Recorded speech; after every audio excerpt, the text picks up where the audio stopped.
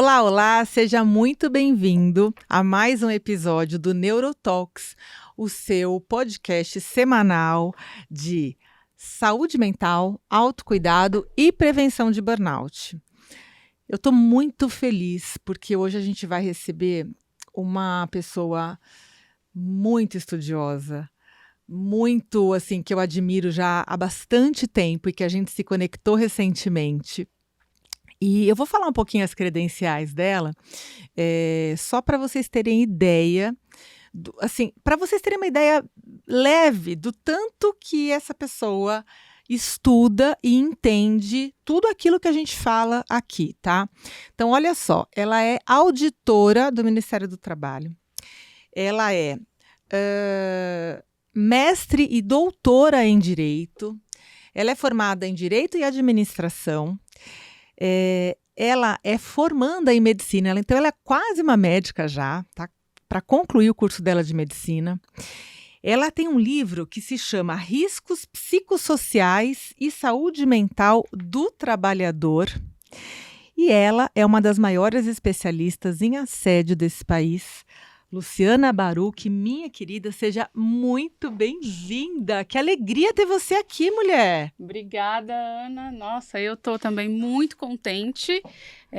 Eu te conheci faz pouco tempo e fiquei pensando assim, nossa, que incrível uma médica que se diz e que é especialista em burnout, porque isso não é trivial, né? Eu costumo dizer, não é qualquer coisa, não estou acostumada a ver, né? Não tenho outra referência para dizer de alguém que dá essa importância para o tema do burnout. E fiquei pensando assim, nossa, a medicina me absorveu tanto que eu não te conhecia antes, né? Porque foi quando eu comecei a mexer um pouco mais no Instagram e encontrar pessoas que trabalham nesse tema também, que eu te vi. Eu falei assim, nossa, que bom que agora eu vou ter mais condições, né? Mais vida para poder fazer mais conexões interessantes como essa. Assim. Então, parabéns também por esse espaço, por esse podcast e também por trazer esse tema que ultimamente tem sido muito desacreditado desde que a OMS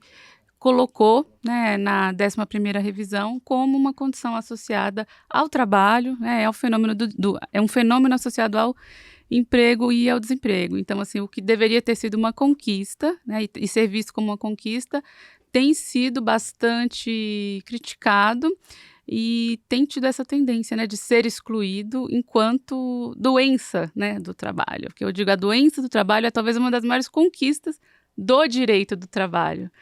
O direito do trabalho ele surge a partir da saúde e segurança do trabalhador, a partir da Revolução Industrial, dos adoecimentos, das mutilações.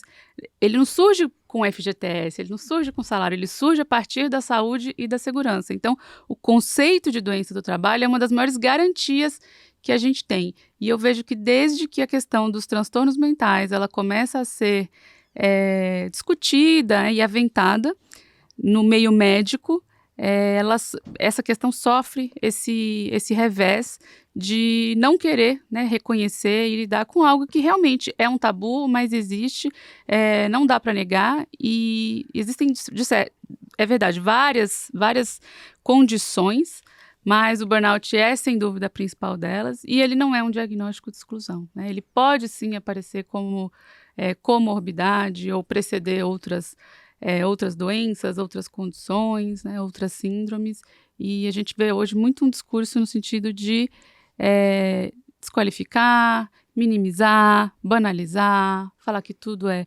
fadiga, que tudo, enfim, que isso é isso mesmo, Depressão, que é a vida moderna. ansiedade. Exatamente, e principalmente de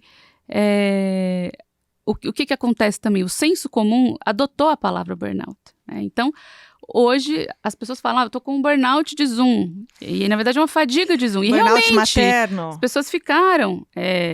O burnout uma fadiga, materno, o burnout né? materno. Que não existe, tá, pessoal? Exatamente. Existe o esgotamento materno, mas o conceito do burnout, o conceito do burnout, não. Mas, enfim, usa-se hoje para tudo e acaba sendo muito conveniente se apropriar desse discurso e dessa, de certa forma, banalização do termo, essa corrente, essa narrativa institucional, que, claro, ela chega pela voz de profissionais, mas ela é uma narrativa institucional do mundo corporativo. Sim, sim, Lu. Eu faço questão, sabe, Lu, de me posicionar como uma especialista em burnout, porque eu sei que isso é corajoso da minha parte, porque não existe uma especialização nesse assunto, né? Formal, quer dizer, não existe um curso que você faça que você saia ali com um diploma nisso, né? Mas eu acredito muito que tudo aquilo que a gente estuda profundamente, aquilo que a gente vivencia, né? Aquilo que a gente conhece, e assim como eu tenho me dedicado há tanto tempo a essas questões, sim, eu me sinto apta e muito tranquila nesse papel. Apesar de receber algumas críticas, como a gente estava conversando um pouquinho antes, porque do mesmo jeito, pessoal, que existe um movimento aqui nosso, né? Eu, Luciana Baruch, Isabela Camargo, maravilhosa, Carol Milters, queridíssima, que está na Holanda, a doutora Priscila Reis, advogada, uma das maiores especialistas em direito trabalhista do burnout do Brasil, Mari Holanda, né? Então nós estamos fazendo, inclusive temos um grupinho ali de WhatsApp que se chama Liga da Justiça, maravilhoso. Porque a gente está combatendo, a gente sabe que a gente está entrando numa seara muito perigosa, né, Lu? Perigosa porque tem do outro lado, né, interesses ali bastante, né, a questão do próprio capitalismo, a questão de alguns médicos, inclusive, que não reconhecem o burnout como uma doença, um estado patológico, né? Já que a OMS colocou aquela questão do fenômeno ocupacional, mas veja, um fenômeno ocupacional que adoece pessoas. Porque assim, ó, eu como médica neurologista, tá? Para mim, qual que é o conceito de doença? E você como uma médica também, tá? Somos colegas. O conceito de doença é aquilo que você perdeu a funcionalidade, não é isso? Exatamente. Então, por exemplo, vamos colocar demência, uma coisa bem da minha área, tá? Eu tenho um declínio cognitivo. Então, eu começo a ficar esquecido, eu esqueço onde eu guardei a chave do carro, o celular e tal. Então, eu tenho um declínio cognitivo que pode ser leve. Isso não é uma doença. Quando que aquilo passa a ser uma doença ou uma demência? Quando esse esquecimento atrapalha a minha função, atrapalha a minha funcionalidade. Muito bem, vamos fechar esse parêntese e vamos para a questão do burnout. Então, eu tenho um estresse crônico que foi causando uma fadiga ocupacional e eu fui adoecendo e eu fui perdendo funcionalidade, fui perdendo produtividade, eu fui perdendo uma série de coisas que eu fazia antes que eu não consigo mais dar conta, enfim. Se eu fiquei disfuncional, o meu entendimento é que isso é uma doença, né? Então, eu queria te ouvir, eu queria saber o porquê. Quer dizer, claro que a gente não tem ainda essa resposta, mas eu acho que a gente tem uma luta muito grande aí pela frente do reconhecimento do burnout como doença e não como fenômeno, porque é aí que esse pessoal, que os negacionistas se apegam, né, para dizer que não é burnout coisa nenhuma, que isso é fadiga, que isso é depressão, que isso é a pessoa que não soube lidar com não sei o quê, porque aí culpa a vítima, né? Queria te ouvir sobre isso. Exatamente. É uma estafa, é passageiro, é porque você não consegue administrar o seu estresse. Eu não tenho dúvidas de que o burnout seja uma doença. O que acontece? O burnout ele não é uma doença aguda, ele não é uma doença que tem um diagnóstico categórico, gravidez, ou está grávida ou não está grávida. É um diagnóstico que ele vai ser dimensional. É claro, ele é possível de ser feito? Totalmente possível, mas para cada pessoa ele vai ser diferente no que diz respeito às dimensões em que ela tem prejuízo. Pode ser o cognitivo, pode ser o social, pode ser o sono, em cada um, geralmente vão ter em vários, né? Isso vai aparecer em vários, mas uma pessoa com burnout não será exatamente igual a outra no que diz respeito a sintomas, mas eu não tenho dúvidas de que ele seja uma doença, mas ele é uma doença crônica. E uma doença crônica, ela não tem uma apresentação tal qual uma doença aguda, né? E uma pessoa que tem lúpus, ela não é igual a outra pessoa que tem lúpus. Nem todo mundo que tem lúpus vai perder o rim. Nem todo mundo que tem lúpus vai ter 10 crises no ano, né? E a gente sabe que não só o lúpus, mas todas as doenças autoimunes que são mediadas, agravadas, pioradas, muitas vezes desencadeadas pelo estresse, elas têm uma apresentação variada. Às vezes entra em remissão, às vezes piora, existem gatilhos. Então, eu vejo o burnout muito dessa forma, como um diagnóstico dimensional, mais ou menos como a gente tem no TDAH, né? A impulsividade, a distração, né? Ou a falta de atenção e a hiperatividade. E se você pegar 10 pessoas com TDAH, elas todas vão ser diferentes no que diz respeito à intensidade dos sintomas e os espaços, né? A forma como eles se manifestam. E eu vejo exatamente essa questão do burnout. Se eu tiver uma pessoa com burnout, ela pode estar trabalhando, ela pode trabalhar anos com o burnout, o que não quer dizer que ela não esteja adoecida, quer dizer que ela tem uma doença crônica, que ela deve estar usando de vários artifícios para maquiar, para contornar, para se manter, né, o que a gente chama de presenteísmo. O que é o presenteísmo?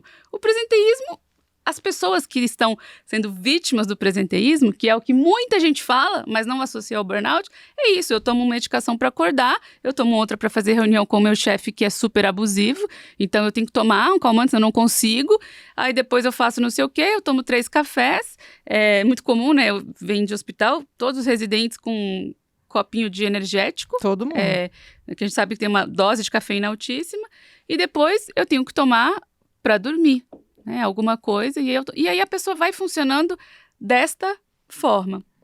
Mas ela não está, ela está maquiando, é o que você fala, né? Ela está maquiando o burnout, ela está maquiando os sintomas, ela está controlando, mais ou menos como quem está tomando um corticoide, não necessariamente está fazendo um tratamento que vai atuar naquelas causas, né? Então, assim, se eu tenho uma pessoa que tem uma doença autoimune e essa doença autoimune, ela apareceu depois que ela passou a sofrer assédio num trabalho estressante. Eu já vi vasculites, né? Eu já vi isso acontecer. Então, basta ela tomar corticoide? Não, o que vai realmente permitir que talvez ela recupere a visão, teve uma que perdeu a visão por conta de uma vasculite. Não vai ser o corticoide, né? O corticoide talvez ela vai precisando de doses cada vez maiores aí, porque a situação, né, o organismo vai reagindo cada vez mais no sentido de rejeitar aquilo que ela está vendo, né? Ainda tem essa questão da psicossomática, né? Tem várias pessoas que já entraram em contato comigo que chegaram a perder a visão, assim, umas 3 ou 4, e isso começou a me chamar a atenção. Então, a dose vai precisando ser cada vez maior. Mas, se essa pessoa puder se afastar desse assediador, desse ambiente abusivo, mudar o estilo de vida e, principalmente, fazer algum tipo de terapia para que ela possa se perdoar, para que ela possa se reconciliar com o fato de que ela não deu conta de prever essa situação e ter permanecido nela por um tempo, aí ela tem boas chances de melhora, até mesmo de remissão. E por que eu falo remissão? Porque a gente nunca vai falar de cura de doença crônica. Perfeito. Você sabe melhor do que eu. Perfeito. Eu tenho uma pessoa que eu conheço, eu fui aluna dela no curso de Ayurveda, a Laura Pires, e ela tinha uma vida maluca, arquiteta, entre Rio e São Paulo, e ela não teve um burnout, mas ela teve esclerose múltipla, né? E ela saiu no Brasil, ela falou, olha, o tratamento aqui é eletrochoque, é corticoide, ela já tinha ido para a Índia uma vez, o marido tinha feito um tratamento de pterígio, eles decidiram ir, ela foi numa cadeira de rodas, pesando 36 quilos, sem enxergar, com neurite óptica. Nossa. E passou um bom tempo na Índia se tratando, e ela teve remissão completa. E quando eu fiz o curso com ela, eu fiquei assim, encantada, porque ela tem um livro que ela conta dessa jornada dela de cura, e foi baseado na medicina ayurvédica.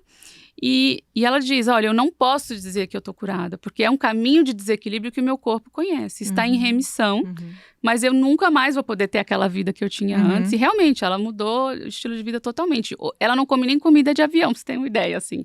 Ela tem uma alimentação super regrada. Enfim, ela segue tudo aquilo que a medicina ayurvédica prescreve e para ela funcionou. Não quer dizer que vai funcionar para toda a gente, né? Para todas as pessoas, mas ela tem um livro em que ela conta isso, e eu quis fazer o curso com ela para ver, e falar assim, gente, não é possível, sabe? Falei, será que existe mesmo, exato, né? Mas é uma doença crônica, sim. No burnout eu vejo isso, assim, por isso que muitas vezes a pessoa acaba tendo um segundo, tendo um terceiro. É como depressão também. Se você tem um episódio depressivo, a chance de voltar a ter um outro é maior do que quem nunca teve. Exato. É uma doença E crônica também. aí, né, Lu, a gente precisa muito ter aquela questão da vigilância constante, né? Porque, assim, é claro que você, como na tua posição de fiscal do Ministério do Trabalho, como advogada, né? A gente já vai falar disso, estudiosa do assédio, você estuda muito as pessoas que estão empregadas, né? Mas a gente também tem a questão de quem é autônomo, dos profissionais liberais, dos empreendedores. E aí eu vou falar um pouquinho de mim antes da gente entrar nesse assunto. Eu sofri um burnout, né, quando eu fui secretária municipal de saúde em Santo André, porque eu tinha feito um trabalho bacana na saúde pública lá de São Bernardo, onde eu coordenei a neurologia, implantei linha de cuidado do AVC, foi muito legal, foi reconhecido e fui convidada para ser secretária de saúde de Santo André. Um baita convite, uma baita oportunidade, defensora do SUS.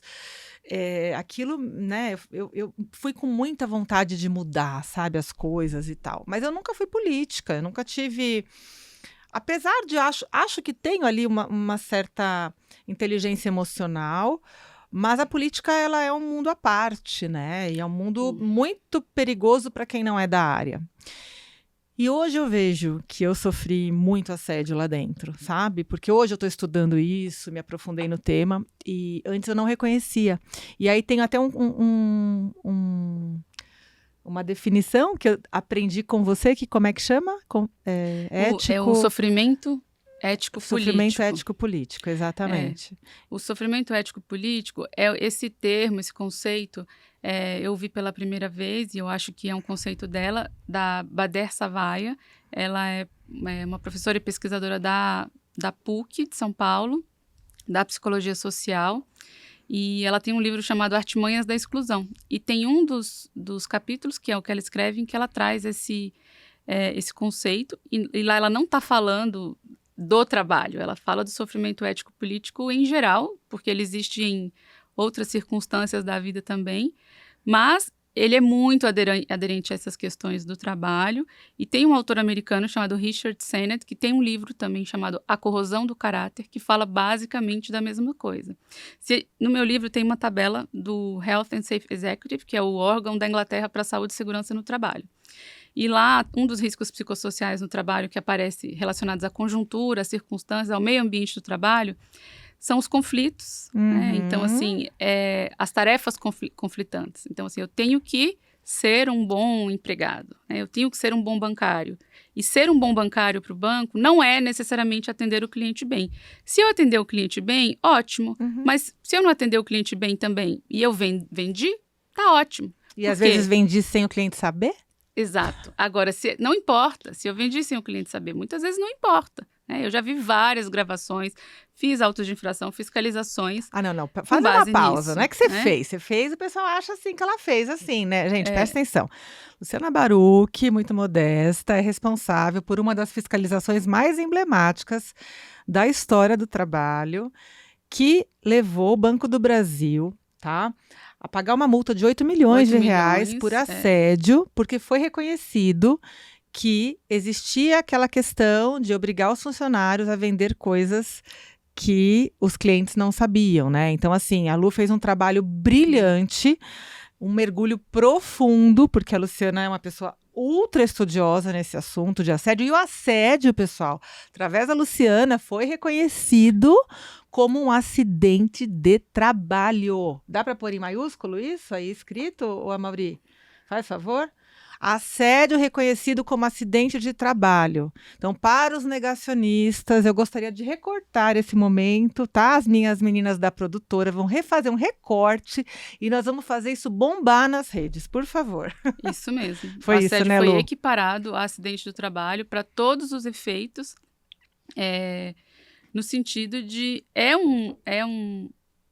uma circunstância, né, um fato que pode ser único, pode se prolongar no tempo, que tem morbidade, né, que gera morbidade, que gera mortalidade, que causa doenças. Dejur fala patologias do assédio. né? Então, isso que eu acho interessante, equiparar ao acidente mesmo do trabalho. E um acidente você pode ter inúmeras consequências, né? Disfunções, né? Ficar incapacitado, não necessariamente uma questão, né? Então, não é, o assédio é equiparado a uma doença. Não, são patologias do assédio. A pessoa pode desenvolver alcoolismo, né? Que a gente está falando das questões crônicas. É muito comum doenças crônicas que se sobrevêm a uma vivência de assédio. O alcoolismo é insidioso. Claro. Ele vai começar e, não tem nada, tá tudo bem, e de repente, né, já está mais grave. Mas não quer dizer que não existia antes e que não merecia tratamento, e muitas vezes precisa de afastamento, sim, daquela fonte que está levando aquele tipo de compensação, né? Aquele tipo de coping, aquele tipo de enfrentamento. Né? Então, você está trazendo um assunto bem importante, assim, né? Quer dizer, o assédio, e a gente sabe que não só o assédio, mas principalmente o assédio, leva a um adoecimento, né? E aí a gente volta a bater nessa tecla do burnout, que para mim é uma doença, para você é uma doença, e para quem estuda esse assunto é uma doença. Você acha que o fato desse movimento contrário aí, das pessoas que negam a existência do burnout e querem reduzir tudo a uma fadiga, você acha que isso pode vir da questão do burnout não estar no DSM lá da Sociedade Americana de Psiquiatria? Você acha que tem relação isso? Porque eu não sei de que forma que a gente vai poder sair dessa enrascada, assim, sabe? Queria saber a tua opinião. Quem falava de burnout já há mais tempo já falava, por exemplo, o professor francês, né, um psiquiatra francês, psicanalista Christophe Dejoux, estuda esse tema há muitos anos, é uma referência mundial, criou uma escola, né, a Clínica do Trabalho na Psicodinâmica do Trabalho, dá aula lá e pesquisa no CNAM, né, que é o Conservatório Nacional de Artes da França. Ele já falava do burnout há muito tempo como uma patologia de sobrecarga. Outros autores também já falam há muito tempo. E ninguém desses autores, nem nenhum outro autor, né, que eventualmente não concordasse com isso, havia aparecido para dizer, olha, burnout não é doença porque o DSM, agora na sua 5ª revisão, não incluiu o burnout como doença. Então, o burnout não é doença. Ninguém tinha aparecido antes para falar que o DSM-4 não incluía. Agora, tornou-se um argumento, após a OMS, na sua 11ª revisão, incluir o burnout. Então, qual que é a minha visão sobre esse tema? Concordo com você. Faltou coragem da OMS de dizer que o burnout é doença. Por outro lado, houve muita coragem em dizer que também se associa ao desemprego, que também se associa ao ócio. Tanto é que a gente tem muitas pessoas que sofrem assédio moral por meio de um bore-out, né, por meio de um não fazer nada, de um isolamento, de não te passo tarefas, não te passo responsabilidades, você fica isolado, você fica ocioso para talvez pedir demissão, né, por exemplo, né, para a pessoa se sentir redundante. O pessoal da área pública, quando muda a gestão política, então ganhou o partido X, mas você não pode te demitir. Nossa, o que eu vivenciei isso, e a gente sabe que acontece, eu tenho pacientes que sofrem isso. Eles são completamente isolados e sofrem muito assédio, né? Exatamente. Então, isso aí traz um esgotamento também, embora não seja necessariamente uma sobrecarga de trabalho, mas tem uma sobrecarga cognitiva no sentido de a pessoa começar a elaborar essa situação de violência o tempo todo, né? As pessoas falam assim, nossa, a psicose é tóxica, né, esquizofrenia, mas a obsessão também ela é tóxica, né, a obsessão que vem com a ansiedade, você ficar isolado, sem poder fazer outra coisa, não, eu tô aqui, mas eu não posso descansar, eu tô aqui disponível, mas não tô tendo trabalho. É uma tortura, como punição. Né? É uma tortura psicológica. Tipo, fica aí sentado no canto e essa não abre a boca, né? Exatamente. Então, essas estratégias internas que são buscadas de forma repetitiva e incessantemente, elas também levam a um esgotamento mental. Então, voltando à sua pergunta, tem um conceito, quando a gente estuda lógica jurídica, a gente estuda várias formas de argumentar. Uma das formas que a gente tem para argumentar é o argumento de autoridade. Inclusive, eu usei aqui algumas vezes. Eu falei, de Jur coloca burnout como uma patologia de sobrecarga. Assim como ele coloca karoshi. Karoshi é morte por excesso de trabalho. No Japão, existem inúmeros casos. Existe uma karoshi hotline para serem denunciados esses casos. Tem muito burnout no Japão? Tem, mas não tem tanto assim. Por quê? Porque a cultura japonesa é uma cultura que reprime essa demonstração de vulnerabilidade, de fraqueza, de adoecimento. Essa denúncia. No Japão, a depressão não foi nomeada. Quando surgiu, quando foi reconhecida, era uma gripe da alma e você toma um remédio, como se toma para gripe, e passa. Então, assim, não tem tristeza, não tem trauma, não tem luto, entende? Não tem esse espaço cultural. E de repente morre de excesso de trabalho. Exato. Mas a pessoa fica lá 16, 18 horas por dia trabalhando e tem um AVC, que é a sua área, que tem um infarto, enfim, colapsa de alguma forma. Então, no Japão tem muito karoshi, assim, a ponto de ser algo que, nossa, precisamos estudar esse fenômeno. E só fazendo um parêntese, na China tem um número que eu fiquei abismada, que é o Gualose, né? Na China, não sei se você já viu, 600 mil mortes por ano na China, considerado por excesso de trabalho. Não sabia. É que a China tem uma notificação estranha, né? Mas existe essa estimativa da saúde pública da China. Entendi. Por excesso eu vou de trabalho. pesquisar para eu conhecer melhor. Eu sabia que tinha em outros lugares do Sudeste Asiático, mas de um modo geral é uma região em que existe essa cultura de muito trabalho, né? Assim... e quando eu falo muito trabalho, é muito trabalho, muitas vezes trabalho braçal mesmo, físico, de muitas horas. Né? A gente tem na China lá aquelas fábricas que as pessoas dormem, né? Que sai de uma cama, entra outra, sai de uma cama, entra outra. Jornadas absurdas. Então, assim, não me surpreende isso que você está me contando de casos de karoshi na China também. Então, o Deju já colocava lá, né? Burnout, karoshi, os transtornos musculoesqueléticos, que são as LER-DORT, né? As lesões por esforços repetitivos e doenças osteomusculares.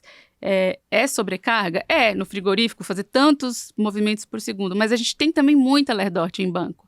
E aí não tem tantos movimentos por segundo. Então, o que explicaria? Eu ter no banco, eu não tenho na orquestra sinfônica. O que explica é essa carga cognitiva, é essa pressão atenção, por né? vendas. Porque, lógico. Exatamente, né? Porque eu lembro da frase de uma bancária, ela falava assim, eu posso tratar bem o cliente, eu estou nessa agência aqui, tem um tribunal próximo, tem vários desembargadores que têm conta aqui, porque eu trato eles muito bem, o meu atendimento é excelente, mas se eu não vender nada, ou se eu não vender muito para o banco, eu não trabalhei. Para o banco, meu trabalho não existiu.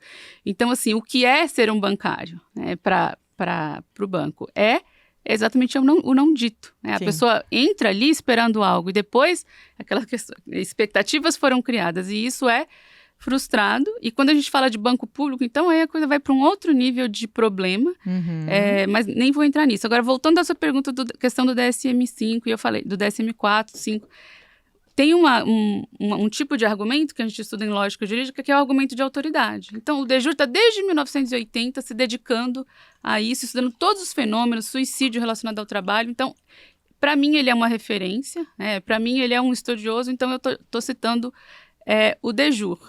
Mas eu vejo muito as pessoas citando organizações que são políticas. O Deju, ele faz trabalhos científicos, ele pesquisa. O método científico, ele pode não ser o melhor do mundo, ele pode ter problemas. A gente sabe que não tem nenhuma pesquisa que ela é absolutamente isenta, sempre tem viés, por mais que seja duplo cego, randomizado, etc. Sempre vai ter um viés, seja de quem financiou, seja de quem vai publicar.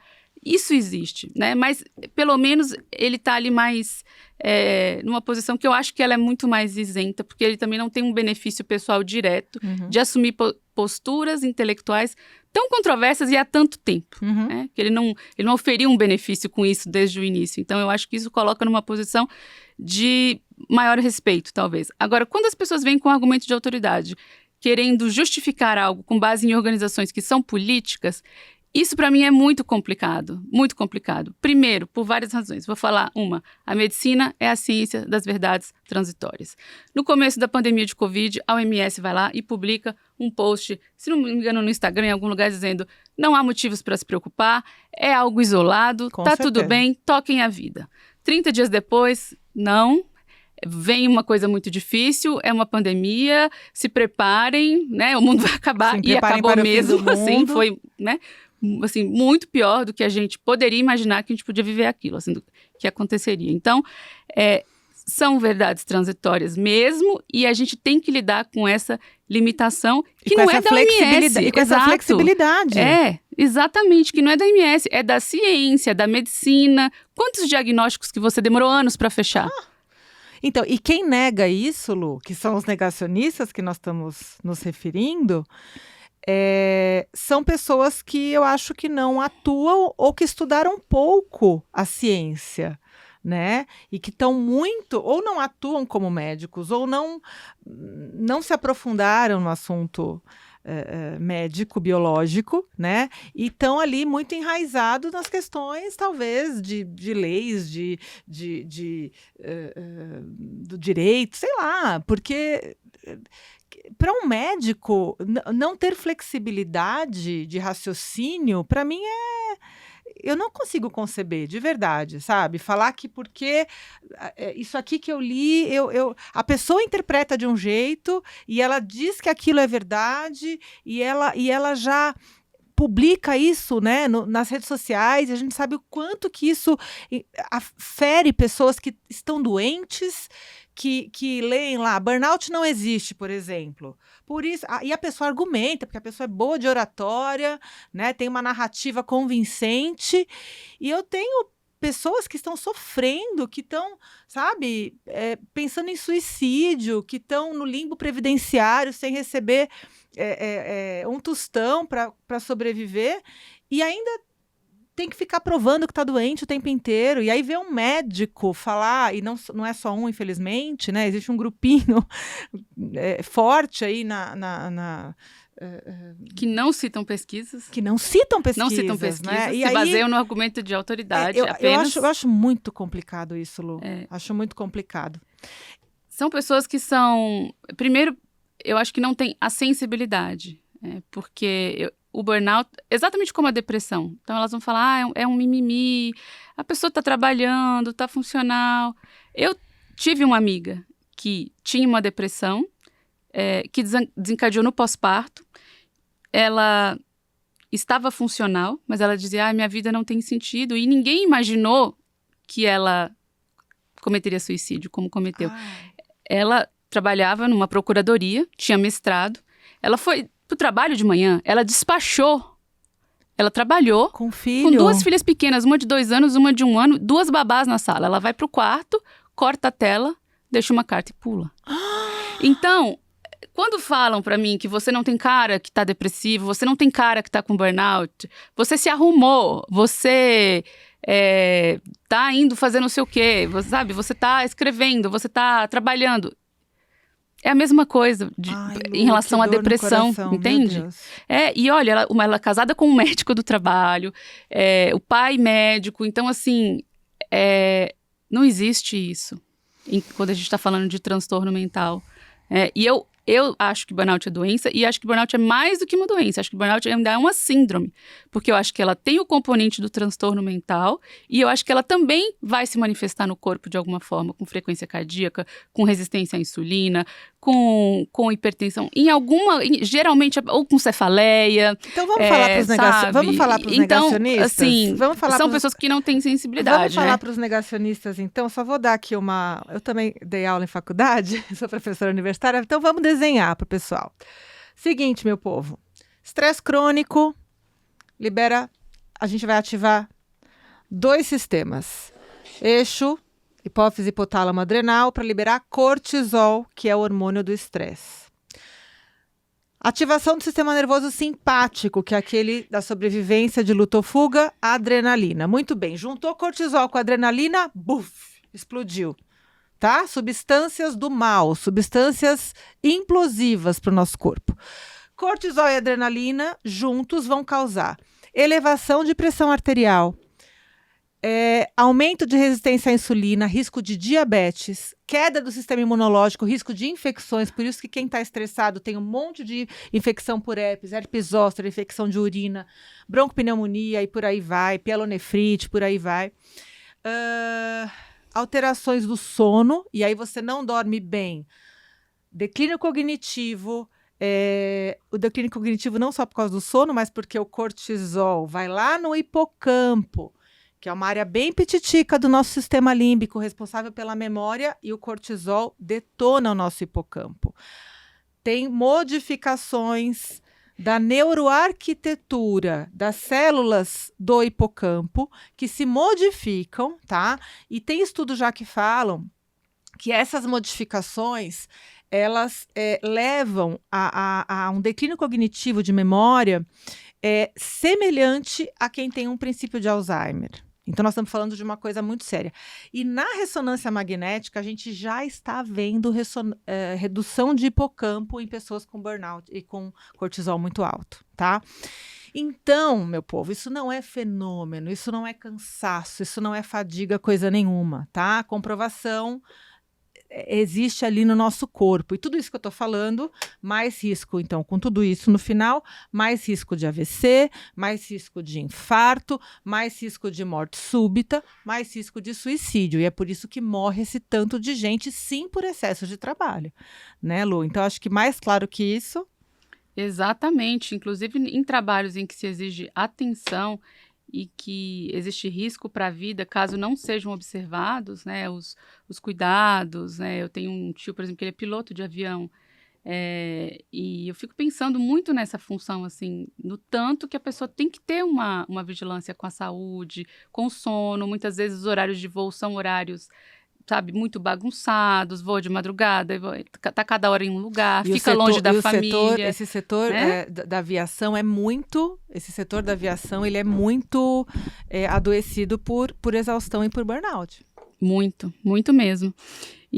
Mas aí agora voltando nessa questão do DSM, né? Eu lembrei de uma situação, de um artigo que eu li do Paul Rosenthal, que é um pesquisador francês, um sociólogo, e ele tem um artigo que fala, o título é algo como assim, Le reconhecement de la silicose como doença profissional, o reconhecimento da silicose como doença profissional. E ele faz toda uma recuperação e ele mostra o quanto que a comunidade médica já tinha evidência de que o fato de respirar poeira de sílica microcristalina levava à fibrose pulmonar, né, de forma irreversível, o quanto que isso era difícil de ser diagnosticado com raio-x de pulmão, assim, com espirometria nos estágios iniciais, e quando isso chegou a um consenso, o quanto que ainda demorou e foi realmente um grande acordão feito no âmbito da Organização Internacional do Trabalho, no sentido de, então tá bom, então agora a gente vai falar que a silicose uma doença profissional. Claro. Então, as organizações são políticas. O DSM é político, a OMS é política. Claro. Além de estarem lidando com questões que são transitórias e que são flexíveis, até o DSM-4 a gente falava em síndrome de Rett. Agora a síndrome de Rett faz parte do transtorno espectro autista e não existe mais, né? Então, o fato de não ter um burnout Sumiu. no DSM-5, para mim, não quer dizer nada, porque o DSM-5 é político, né? Claro. É o que é possível. É o que é possível. E a gente sabe que, se isso for reconhecido, para a própria comunidade médica, isso vai ser muito complicado. Total. Porque a gente sabe o quanto que na medicina existe, né? Por exemplo, plantão de 24 horas. A gente sabe, 24 horas sem dormir, a pessoa não tá bem. Salvando vida não e tá dando bem. prescrição. Exato. Ela vai vai ficar cair. ali dormindo. Eu, 24 horas sem dormir, eu fico cansada. Eu não vou produzir da mesma forma. Eu não tenho o mesmo nível de atenção. Então, eu posso, né, comer uma bola? Claro que sim. Mas isso é normal, o plantão de 24 horas. Isso, assim, a gente sabe que as pessoas fazem muito mais. Claro. Na medicina. Para dar Na residência, exemplo. A gente trabalha 36 horas. Trabalhava, agora tem o pós-plantão. Mas eu estava aqui falando com a Lu, que a gente na residência fazia 36 horas, 2 vezes por semana. Né? E como a residência adoece as pessoas, né? Então, é só um recorte, assim. Sim, ali eu quase entrei também em burnout, mas acho que nem é o foco do assunto, mas você tem total razão, assim. Existem interesses por trás, né? E muito, claro, das empresas que vão começar a ter que recalcular a rota e né? Quer dizer, o que é burnout, o que não é, o que é assédio, o que não é, e as organizações vão ter que se reestruturar, né, para poder se adequar a essa nova realidade. Exato. Isso que você falou foi excelente, porque eu vejo isso. Na medicina não tem essa autocrítica, entende? Não tem essa autocrítica. O ano passado, ou foi esse ano, na reunião da Academia Americana de Cirurgia, eu acho que é a presidente da academia atualmente, eu esqueci o nome dela, ela vem falar e ela conta a história dela. Ela era uma tenista, ranqueada no mundo, ela desiste do tênis, faz medicina, se forma cirurgiã de cabeça e pescoço, ela tem um índice lá, que é o índice que mede produtividade acadêmica, que é altíssimo, e ela trabalha no MGH, que é o Massachusetts General Hospital, que é o principal hospital da Harvard Medical School. E ela vem dizer, olha, eu tenho transtorno de abuso de substância, ela fala naquele jantar, que tá todo mundo, né, assim, eu tenho estresse pós-traumático, eu tenho depressão resistente e abuso de substância, não sei se já falei. E ela fala que ficou afastada, que hoje, para trabalhar, ela tem que fazer aqueles exames periódicos para mostrar que ela está bem.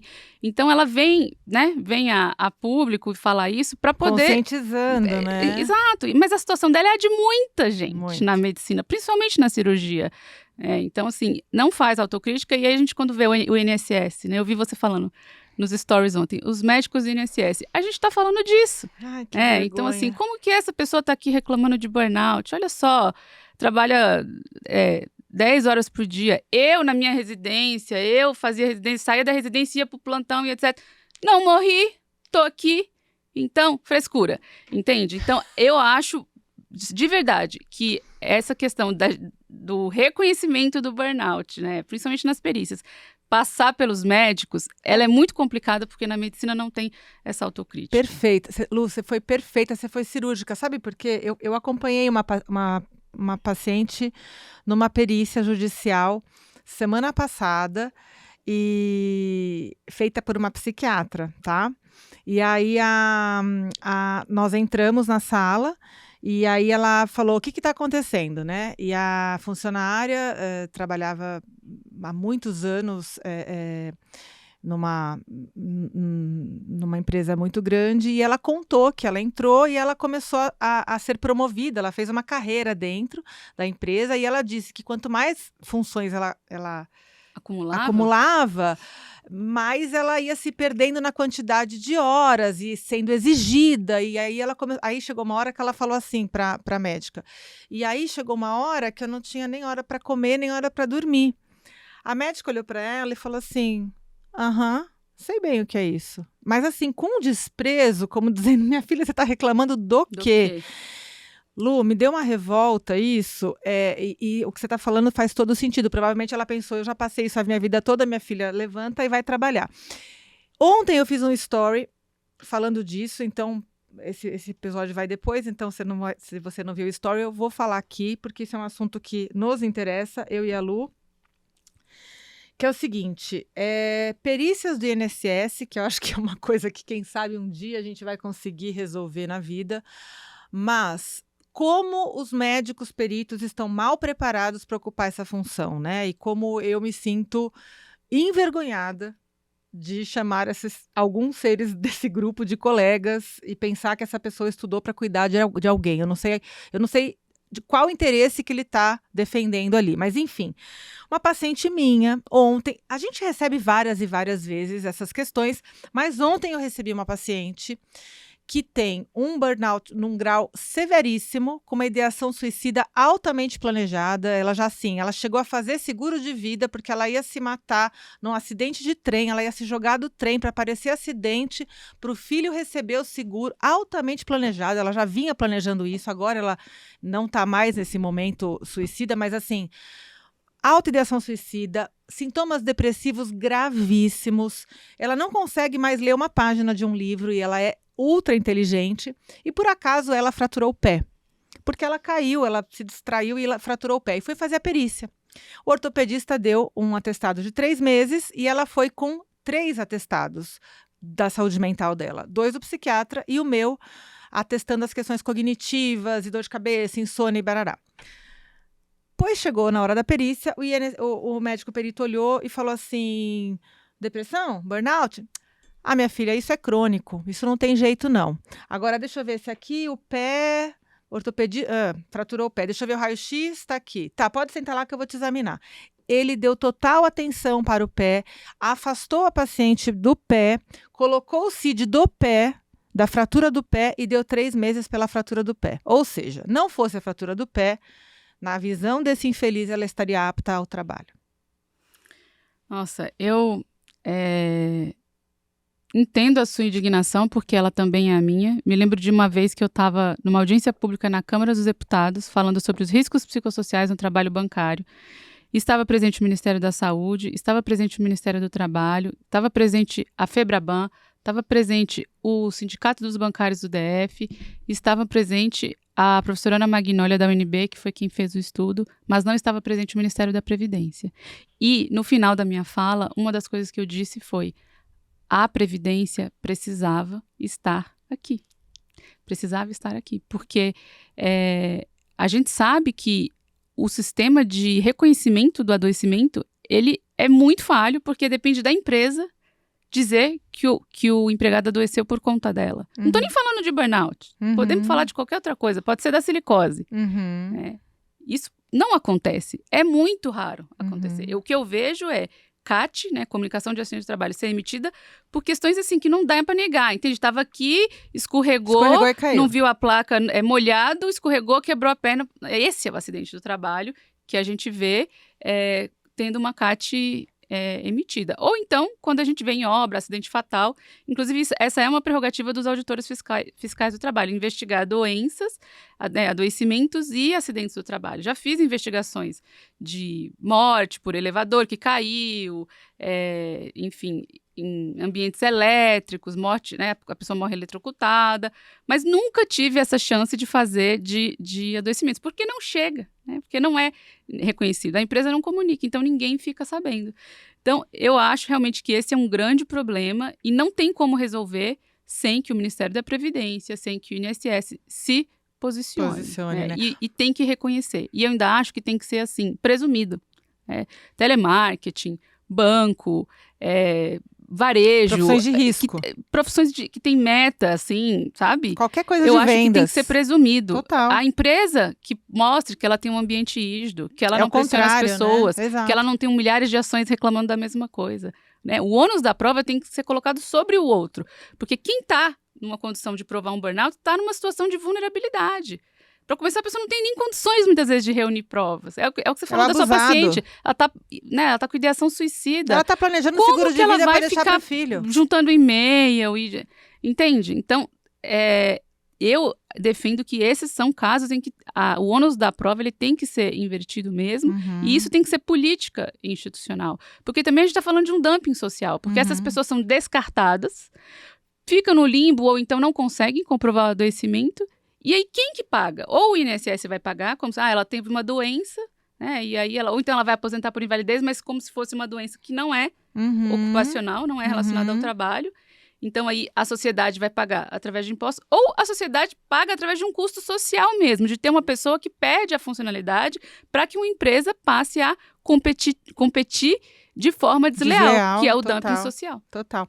Agora, Lu, deixa eu te perguntar uma coisa. Infelizmente, a gente está quase finalizando, porque, meu Deus do céu, pode pegar o contato da Lu, que ela vai voltar aqui pelo menos mais umas 3 vezes, porque, mulher do céu, adorei, tudo que você fala é tudo que eu quero aprender, meu Deus, eu vou devorar o teu livro, que, aliás, está indo para a 3ª edição, não é isso? Sim, eu estou preparando uma 3ª edição. Eu vou contar para vocês que esse livro aqui era da mãe da Lu, ela me trouxe, porque não tem mais, esse livro foi um baita de um sucesso de vendas, que é a tese de mestrado da Luciana, tá? Que é os riscos psicossociais e saúde mental do trabalhador. Quando tiver a 3ª edição, nós vamos anunciar aqui, por favor, em primeira mão. Obrigada. Lu, eu queria te perguntar uma coisa. Você teve ali aquela ação super emblemática, então, naquela denúncia do Banco do Brasil, e eles foram denunciados, você trabalhou brilhantemente naquele processo.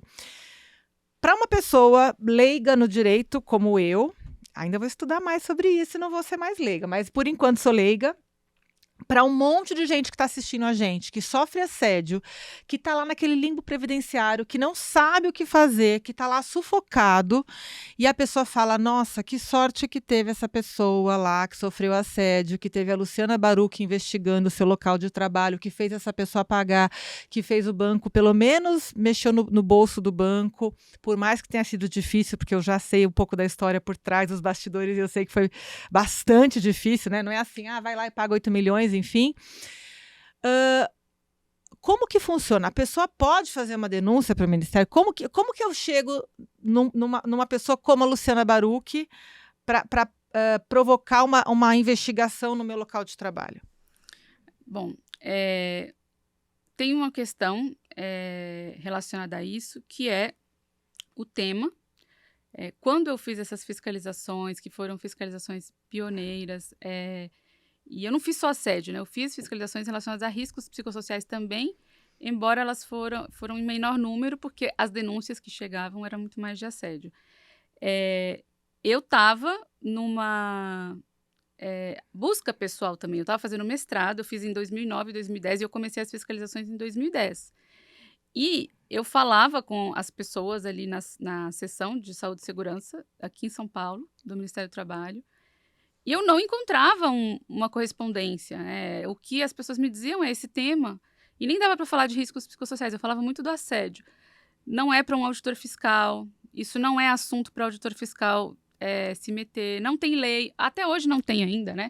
Mas isso para mim nunca foi um problema, até porque a gente tem disposições legislativas muito maiores. Para começar, a Constituição protege a saúde do trabalhador. Então, pronto, isso aí para mim já dá muito caldo.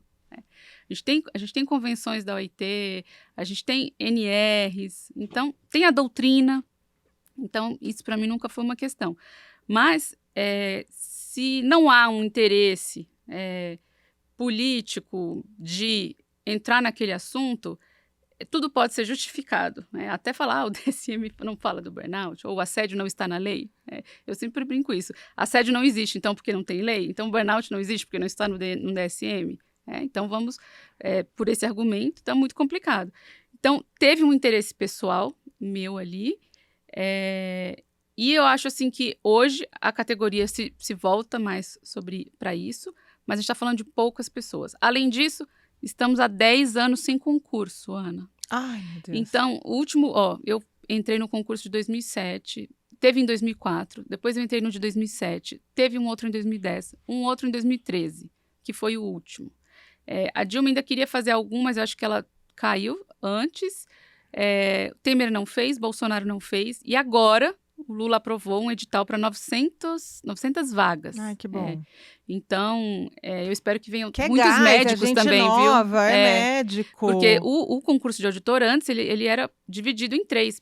Médico do trabalho, auditor fiscal de legislação e auditor engenheiro de saúde e segurança. Então, eu tenho vários colegas... Ideia. Ai, que doida. Quer arrumar mais uma coisa para fazer. Não, você vai ser super bem-vinda. Tenho vários colegas médicos que entraram nessa época, mais antigos, né? Então, mas tem que ser médico do trabalho, né? Não. Hoje é qualquer nível superior. Pode ser odontologia, pode ser nutrição, não precisa nem ser da área da saúde. Tá. Qualquer nível superior. Então, falta gente. E o que acontece?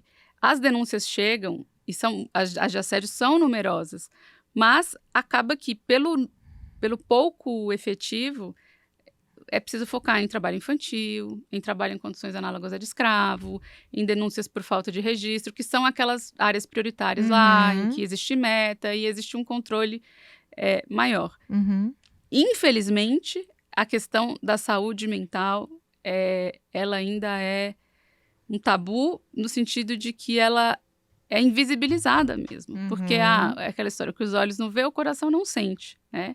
Então, sente sim, mas a verdade é que quebrou a perna, tem um tratamento. Tá com depressão? Sim. Então, precisa lavar roupa para melhorar. Aquele para senso de reclamar, comum, menina. Né? Para aquele de reclamar. senso comum. Então, é isso. Mas, assim, por exemplo, o trabalhador, o que eu ele pode fazer para o trabalhador? Eu recomendo que faça denúncia no Ministério Público do Trabalho. Tá. Assim, até pode fazer no Ministério do Trabalho, mas até que venha esse concurso, eu acho difícil que tenha alguém que esteja disponível e que tenha esse conhecimento também. Sim, para poder dar claro. conta de uma fiscalização como essa. Claro, então o Ministério Público do Trabalho, O Ministério Público a pessoa do faz Trabalho. uma denúncia daquilo que está Isso, vivendo, daquilo que está passando, e a gente espera que alguém investigue isso, né? Isso. E aí, a segunda dica que eu dou é, ao fazer uma denúncia para o Ministério Público do Trabalho, quanto mais provas a pessoa tiver, aí, por exemplo, de assédio organizacional, rankings, não precisa ser só com ela, rankings, mensagens abusivas em grupos de WhatsApp, Isso é prova? e-mail, Mensagem tudo de isso é WhatsApp? prova, Tá. tudo isso é prova. E é prova do assédio organizacional, Legal. que ele é institucionalizado. Legal Então não não, importa que péssimo, só né? você tenha adoecido, entende? Não importa que só você tenha adoecido, se as condições, elas configuram essa gestão por estresse, Tá. aquelas mensagens, vocês estão na Disney, o que vocês estão pensando? Sim. Sabe? Sim. Esse tipo de discurso, que muitas vezes é simbólico, mas muitas vezes ele vem documentado mesmo. Perfeito. Eu fiscalizei telemarketing e tinha documentado. Sim. Você tem, Não, hoje em dia é muito fulano documentado. estourou a pausa do banheiro. Eu tirava foto lá do letreiro. Aí venha na sua folga e ganhe não sei quanto. Assim, tem em todo lugar. Você fala, nossa, é absurdo a forma como aquele trabalho é organizado. Por quê? Porque o Ministério Público do Trabalho, diferentemente do auditor, o auditor vai e busca as provas, né? A gente vai a campo, a gente vai conversar com as pessoas. O Ministério Público do Trabalho, ele vai atuar por meio de um processo, de um inquérito civil, Tá. ou de uma ação civil pública. E quando ele vai entrar com uma ação contra um banco, contra uma empresa, ele precisa de provas, ele precisa de argumentos. Senão, ele vai falhar. A gente sabe como funciona. Sim. Então, quanto mais provas a pessoa tiver, e não precisa ser pessoal, pode ser coletivo, é até melhor. Ótimo. Porque o Ministério Público do Trabalho tem por competência trabalhar em questões relacionadas a direitos difusos, coletivos e individuais homogêneos. Se a pessoa descreve o assédio como algo muito ali, eu e o meu chefe, algo que parece que é isolado, nunca é, né? Sim. Nunca é. Sim. Porque esse chefe está agindo em nome, está a serviço de alguém, nunca é. Sim. Mas eu já vi muitos casos que a denúncia é arquivada por Falta de falar assim, provas. não é nem falta de prova, é a questão individual. Então, a indicação seria essa pessoa pegar um advogado e ajuizar uma ação individual. Perfeito. Entende? Porque o Ministério Público do Trabalho, ele não é defensoria. Essa é a diferença. A defensoria, ela pode entrar em nome de uma mulher, por exemplo, e pedir pensão, né? Uma ação individual. O MPT não, assim como o MPF, eles vão atuar de forma coletiva, então é uma ação civil pública. E vindo uma condenação, a empresa geralmente é condenada em milhões e esse dinheiro vai para um fundo, entende? Não vai para aquela pessoa individualmente.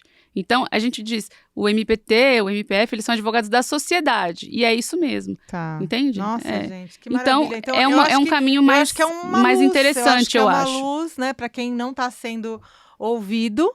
Eu acho que é uma luz para quem não está sendo ouvido, para quem não está sendo reconhecido, né? E tomara que você que está assistindo a gente, ouvindo a gente, se depare com um ser humano que pelo menos seja 30% da Luciana Baru, que já está de bom tamanho, né, Lu? Porque, meu Deus do céu, essa mulher é uma potência, é uma fada do cuidado ao trabalhador e do conhecimento. E, nossa, Lu, Mulher, que podcast, hein? Que porrada na boca do estômago. Obrigada, Lu. Queria que você deixasse aqui uma última mensagem, de repente algo que você acredita que, assim, o que a gente precisa fazer enquanto sociedade, enquanto ser humano, enquanto profissional de saúde ou do direito, para tentar mudar esse cenário que a gente vive hoje?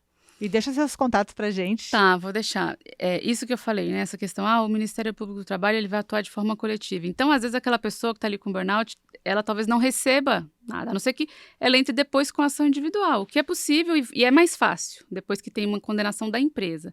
Mas a gente precisa lembrar que essa condenação da empresa tende a melhorar a vida de quem está lá e de quem vai vir. Então, assim, essa questão de saúde mental e trabalho, hoje, quando eu olho lá para a década de 80, eu vejo o quanto a gente evoluiu. Mas eu e você sabemos o quanto a gente também precisa evoluir, sabe? Então, assim, quando a gente fala de denúncia, de processo, eu vejo a responsabilidade que todo mundo tem, cada um de nós tem, de pôr um tijolinho ali no sentido da gente avançar com o assunto. Eu sofri uma situação de assédio no meu estágio probatório logo que eu entrei. E eu não consegui processar, prescrever, eu não quis fazer isso, né? Mas eu fiz o que eu fiz. E às vezes eu vejo pessoas que falam assim, nossa, eu denunciei e não deu em nada. Mas aí depois, talvez, a partir daquilo, a empresa passou a ter um canal de denúncia, sabe? Então, assim, não deu em nada. Eu acho que ajuização, denunciar, claro, cada um sabe onde o sapato aperta. Às vezes a pessoa não tem mesmo condições de brigar, de fazer nada, porque a vida dela vai piorar de uma forma que não dá para ela ir. Então, cada um tem que saber dos seus limites. Mas, se você acha que você tem condições de denunciar, eu acho sempre que vale a pena, por ser uma questão de resistência, de não aguentar calado, entende? Não é sobre ganhar ou sobre perder. É sobre resistir e entender que aquilo não foi sua responsabilidade, né? Que você ali está como uma vítima, né? Poderia ser um acidente de trabalho, mas foi um adoecimento. E eu acho que se a gente conseguir pensar que fazer isso, ainda que se perca uma ação, ainda que se esteja no limbo, de alguma forma você está pressionando e está fazendo o assunto avançar, é aquela coisa da gente pensar no coletivo. Eu acho que isso dá sentido para todo mundo que está sofrendo agora. Até porque se a gente consegue falar em burnout hoje, é porque alguém brigou por isso antes. Se a gente consegue falar em assédio hoje, em assédio organizacional, assédio materno, assédio de gênero, é porque alguém, né, brigou por isso antes. Aquela questão do feminismo, né? Se a gente usa calça, é porque alguém. Se a gente vai para o trabalho... Sim. Então, eu também vejo esse outro lado, assim, sabe? Perfeito. Às vezes a gente está ali no momento e não consegue ver a grandeza, a né? grandeza. Sim. Mas isso é um processo. Então, eu penso nisso, assim, que vamos fazendo esse podcast. Queria te agradecer, fiquei extremamente honrada com o convite. Muito obrigada por este espaço. Eu seu, sou uma aqui é pessoa sua casa. que tenho essa dificuldade, assim, de... talvez de buscar, sabe? Oportunidades de dar visibilidade para o meu estudo, né? Eu te falei, eu estou no Instagram há 1 ano e meio, e, nossa, foi todo um processo, mas é algo que eu acho que eu preciso fazer cada vez mais e mais, Com que certeza. É dividir esse conhecimento aí acumulado ao longo de tantos anos nesse tema. Você tem muita coisa para dividir, mulher, muita coisa. Não, maravilhoso. E onde é que as pessoas te encontram? Bom, eu tenho esse perfil no Instagram, que é @assedionet, o e-mail em que falam comigo também, né? Chega para mim info@assedio.net. O e-mail tem info@assedio.net. As meninas colocam aqui pra gente na legenda. Para palestra tem um outro e-mail que é eventos@assedio.net. Tenho também um número de WhatsApp, eu não sei de cor, deixa eu pegar aqui rapidinho. Tá bom, porque a Lu faz um monte de palestra, um monte de evento e o Instagram dela tem muito, muito conteúdo, você pode acessar e aprender muito sobre assédio. O telefone de WhatsApp para contato é 11 91 767 5286. 11 91 767 5286. Perfeito. Então são esses os contatos. Maravilhoso. A 3ª edição do livro da Lu vai sair logo mais e vai ser lançada aqui. Vou dar para a Lu o meu livro, como a gente cuida da saúde mental, como que ficam as nossas emoções pós-pandemia. Lu, meu amor, espero que você goste. E, opa, até escorregou aqui. E eu já vou assinar para você. Você vai assinar o seu. O meu. Obrigada. E eu espero que você tenha gostado, porque... Amei. Ai, que delícia de conversa, Lu. Obrigada, viu? Você está em casa. Muito gostoso. Seja sempre muito bem-vinda. Muito obrigada. Muito obrigada pela generosidade. Né? Foi um encontro. Vocês viram que agora eu não largo mais essa mulher. Ela mora aqui em São Paulo. A gente vai gravar a cada 2 meses, pelo menos, vai ter um episódio de Luciana Baruch aqui, hein? Aguenta a gente. Que nem eu e a Priscila Reis que estamos fazendo live a cada 15 dias. Pessoal, espero que vocês tenham curtido. Compartilhe esse episódio com todo mundo que precisa ouvir sobre esse tema. Sobre saúde mental no trabalho, sobre burnout, sobre adoecimento, sobre assédio. E eu tenho certeza que você curtiu. Te espero semana que vem.